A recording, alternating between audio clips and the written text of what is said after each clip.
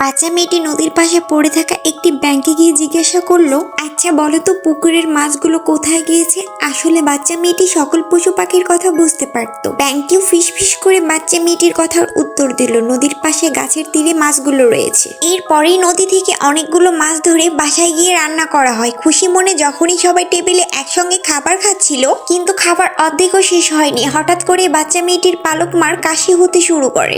কাশির সঙ্গে মহিলাটির গাল থেকে রক্ত পড়তে শুরু করে এবং কি তার অবস্থা এতটাই খারাপ হয়ে যায় যে কবিরাজ বলে মহিলাটিকে বাঁচানোর একটি মাত্র উপায় আছে, পাহাড়ের চূড়ায় থেকে লিংজিং নামের জড়িবুটি আনতে হবে। পরের দিন তারা লিংজিং এর খোঁজে পাহাড়ে চলে যায় এবং কি বাচ্চা মেয়েটি লিংজিং পেতে সক্ষম হয়। এরপর লিংজিংটি তুলে দেয় তার পালক বাবার হাতে। এরপর তারা চলে যায় আরো একটি ঔষধি গাছের খোঁজে। সেখান থেকে ঔষধি গাছটি তুলে বাচ্চা মেয়েটি তার বাবাকে বলে, এখন বাড়ির দিকে রওনা দেওয়া যাক। জড়িবুটির গাছগুলো পেয়ে লোকটি খুশি হয়ে যায়, আর অন্যদিকে তার স্ত্রী মৃত্যুর সাথে পাঞ্জা লড়ছিল কি হবে এরপর। বাচ্চা মেয়েটিকে বাঁচাতে পারবে তার পালক মাকে?